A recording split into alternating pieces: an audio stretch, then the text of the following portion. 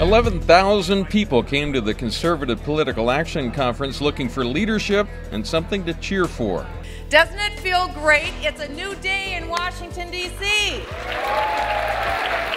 I'm telling you, we can change America on our watch.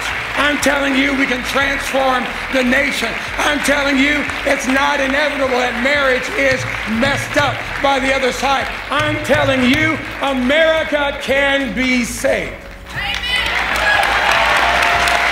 This is the CitizenLink Report. Hi, I'm Stuart Shepard, along with Tom Minnery, Senior Vice President of Government and Public Policy. Hi, Tom. Hello, Stuart. We're right here in the middle of the CitizenLink booth in the registration area here at CPAC. If you're looking for maybe some lip balm or need a mouse pad, we got that for you. Tom, what do you got there? We've got your pens, and we've got what I tell people is orange lipstick.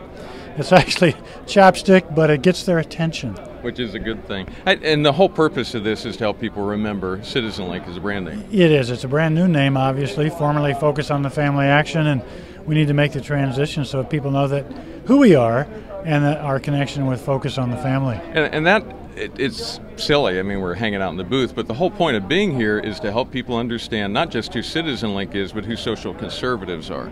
Oh, that's right. There's been a growing trend at this conference, which is the largest conservative conference every year in the country. There'll be about 10,000 people here this weekend. A growth of libertarianism. The idea is that we're conservative on economic issues.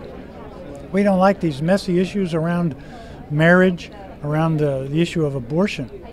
But you cannot be a consistent conservative, as you know, Stuart, without understanding that our Creator is the one who has endowed the rights that we enjoy. Life, liberty, and the pursuit of happiness. Life is very, very important, and the defense of innocent, preborn life is part and parcel of what that conservative worldview that emanates from the Declaration of Independence is all about. Now, part of being here also means that we get to participate on some of the panel discussions and whatnot. A little bit later, Tom will be on a panel discussion about marriage. What do you hope to present during that? Statistics showing that healthy families headed by a mother and a father produce emotionally healthy kids who become productive workers. And so the connection between healthy families and a productive, vibrant society is very real. And what contributes so much to poverty in this country is the breakdown of marriage. If 60% of single moms would get married, we would reduce poverty rates by 82%. Wow. That is an astonishing statistic. I'll be talking about that this afternoon. Also talking about the fact that this country is very bad at social engineering. The last time this country tried to social engineer anything was in the 60s, something called the War on Poverty, when President Lyndon Johnson sought to eradicate poverty by simply, in a sense, giving money to young ladies who are having babies out of wedlock. That's not the way to do it. What you subsidize, you get more of, to the point where we eventually had to create a new word called the underclass. People who are mired in poverty, living on welfare, never been married, never known anybody who had held a job. That was the picture. And lo, these many years later, we've spent $114 trillion with a T dollars fighting poverty, and we still have about 37 million people below the poverty line, including nearly 13 million children. Government does not know how to socially engineer people out of poverty. Marriage is the answer for that. All that to say, we are an organization that believes very strongly in the idea of marriage is between one man and one woman. There's been a bit of controversy about this conference. There have been many pro-family groups that have chosen to not take part this year because of the presence of a group called GoProud. It's GOP proud, if you will.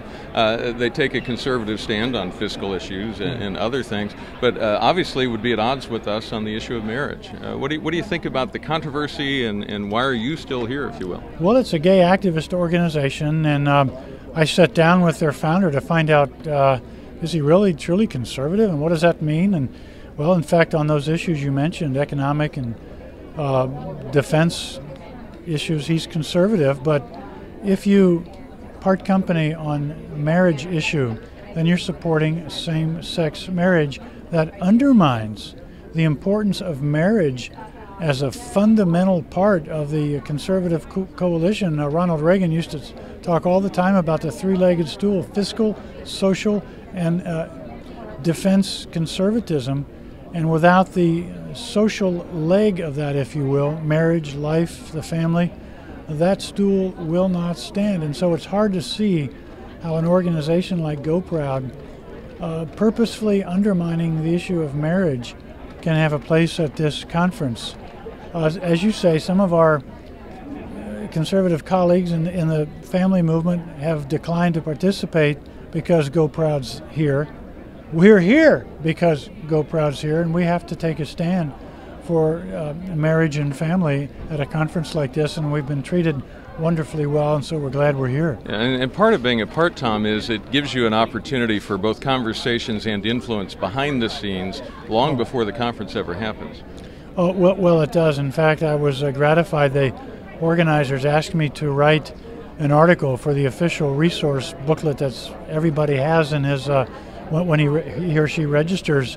And I wrote about the reasons why a consistent economic conservative has got to be a social conservative, because it all goes back to the founding nature of this country, and the rights that come from God don't come from a king.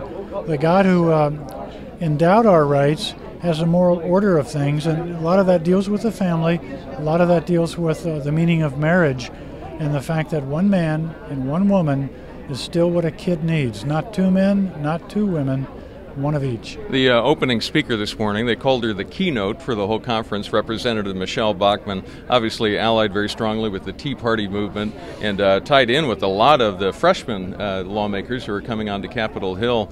And one thing she talked about was, this is not about having more Republicans in the Congress, or particularly in the Senate as we look toward the next election. It's about having more conservatives. For our conservative coalition to be victorious in 2012, it will take every one of us, and then some, pulling together to bring the three legs of this conservative stool together: the fiscal conservative leg, the national security leg, and the social conservative leg, to work together. We cannot shun each other for 2012. Well, right, and that's very perceptive of her to say that. As I mentioned before, there's been a growing libertarian influence here, which is two legs of that three-legged stool, and the stool is very wobbly without it.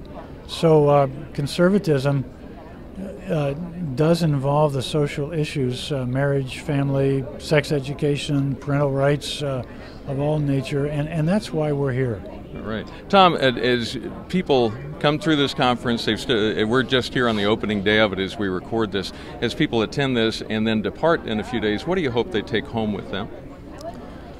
An idea that what this conference represents, the conservative movement, the fact that there are 10,000 people crowding this hotel, is a sign that there is a resurgence of basic bedrock political beliefs in this country, that the Tea Party movement that we saw give evidence of itself so strongly on Election Day was not a flash in the pan, that it's growing and building. And I do believe there'll be a second wave that'll run through the 2012 elections at least. But there's energy here, there are numbers here, and there's commitment. So it's a fun time to be part of this. And I think it's that enthusiasm that I hope people will take away from the conference. All right. Well, thank you, Tom, and thank you for watching. You may always write to us at mail@citizenlink.com. And remember, stand tall and be heard.